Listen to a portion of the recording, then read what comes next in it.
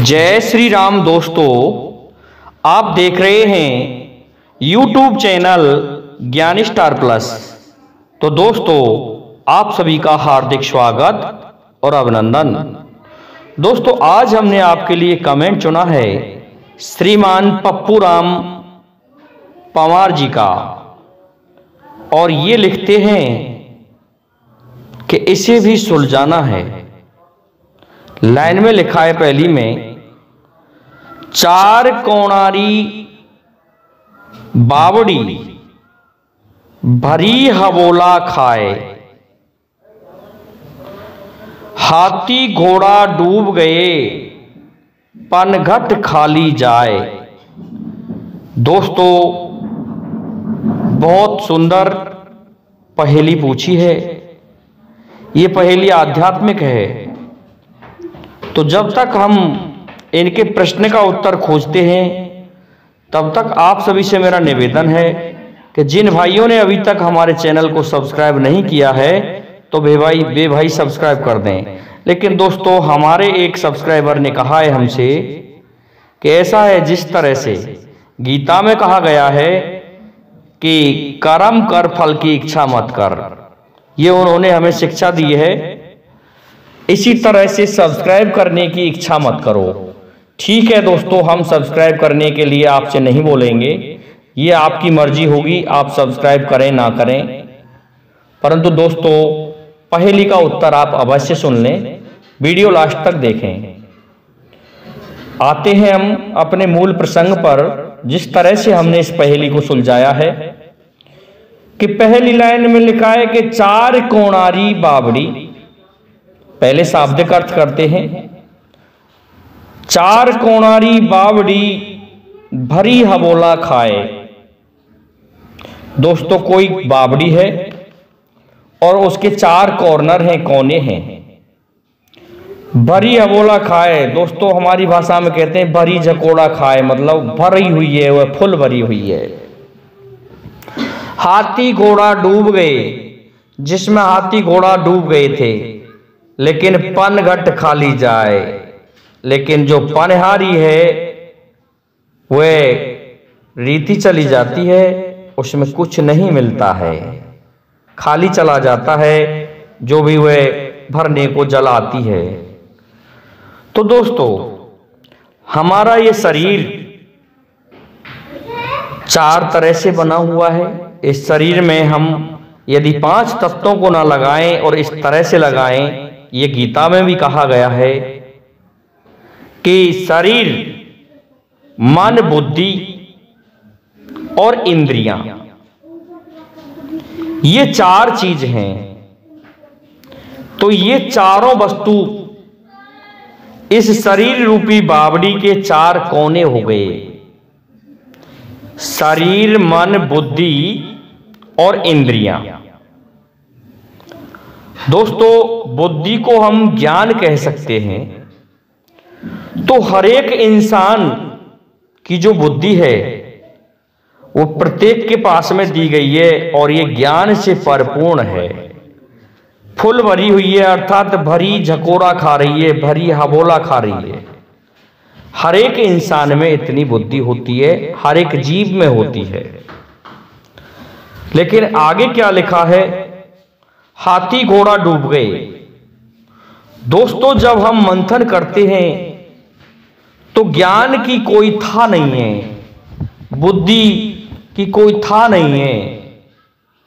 इसमें जितना भी हम जाएंगे, इसमें गोते लगाएंगे तो इसमें डूब जाएंगे, लेकिन इसकी हम था नहीं ले सकते। क्योंकि बड़े बड़े ऋषि मुनियों ने भी और बड़े बड़े विद्वानों ने भी बहुत कोशिशें की हैं, लेकिन अपने आप में परिपूर्ण कोई नहीं माना गया है। सभी प्रशिक्षु होते हैं।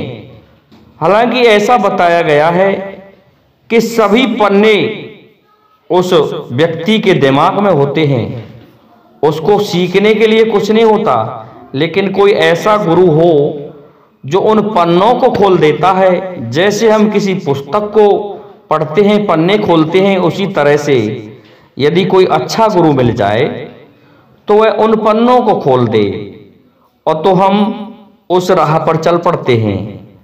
कई बार वे पन्ने नहीं खुलते हैं जिससे हम गलत राह पर चल पड़ते हैं। तो ये ज्ञान है, इसमें हाथी घोड़े डूब जाते हैं, इसकी कोई था नहीं है। अच्छे अच्छे लोग इसकी था नहीं ले पाए। हम जहां भी जाते हैं, या फिर हम ऐसे कह सकते हैं कि ईश्वर और ईश्वरीय जो वेद हैं उनकी भी था नहीं ले सकते। ईश्वरीय ज्ञान की कोई था नहीं है, उनमें हाथी घोड़े सभी डूब जाते हैं। ये कहावत है कि हाथी घोड़े भी डूब जाएं तो भी था नहीं मिलेगी। तो दोस्तों, हाथी घोड़े डूब गए, पनघट खाली जाए, परंतु होता क्या है, वही बुद्धिमान व्यक्ति जब किसी कार्य को करता है, खुद में उसमें वह बुद्धि है, ज्ञान से फुल भरा हुआ है, लेकिन नहीं जानता है तो उसे वह समझ नहीं पाता। और एक तरह से जब उस कार्य को करता है तो ऐसे समझो जैसे कोई पनहारी पनघट पर गई। कुआं पानी से फुल भर रहा था, लेकिन उसने जैसे ही अपने लेज और कलश को उस कुएं में डुबाया तो उसे उसमें कुछ नहीं मिला, वह खाली आ गया। इसी तरह से इंसान किसी नए कार्य को करना चाहता है तो उसमें उस कार्य को करने के लिए बुद्धि तो है, फुल भरा हुआ है ज्ञान से, लेकिन वह जानता नहीं है कि कलश किस तरह से भरेंगे, तो फिर वह खाली हाथ रह जाता है। तो इस प्रकार से इस ज्ञान या बुद्धि के बारे में कहा गया है। तो चार कोनों की बावड़ी ये व्यक्ति का शरीर ही होता है, और शरीर में चार कोने मन, बुद्धि, शरीर, इंद्रियां। भले हम शरीर के स्थान पर अन्य चीज भी लगा सकते हैं, चित्त भी लगा सकते हैं, लेकिन चित्त तो मन के ही अंदर आ जाता है। लेकिन शरीर को गिनने से ही ये चार कॉर्नर पूरे होते हैं, जो कि एक इंसान विशेष में पाए जाते हैं, जीव विशेष में भी पाए जाते हैं। इस प्रकार से चार कोणारी बावड़ी भरी हबोला खाए। दोस्तों, इन्होंने हबोला लिख दिया लेकिन झकोड़ा खाए, और हाथी घोड़े डूब गए। इस ज्ञान रूपी समुद्र में हाथी घोड़े सभी डूब गए, लेकिन पनघट खाली जाए।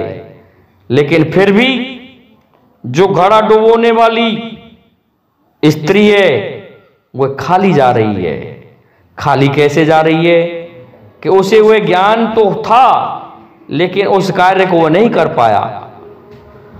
एक स्थान पर और भी लगा सकते हैं हम कि जैसे ये शरीर ज्ञान से परिपूर्ण था, लेकिन जब इंसान मर के जाता है उस समय उसकी बुद्धि खत्म हो जाती है, तो उस समय वह खाली ही जाता है। उसके ज्ञान, बुद्धि, चित्त जो भी होते हैं वो समाप्त हो जाते हैं। तो दोस्तों, चार कोनों की बावड़ी इस शरीर को कहा गया है।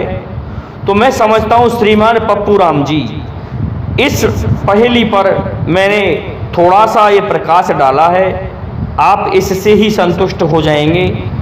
और आज के लिए इतना ही काफ़ी है। जय हिंद, जय भारत, जय जय श्री राधे, जय जय।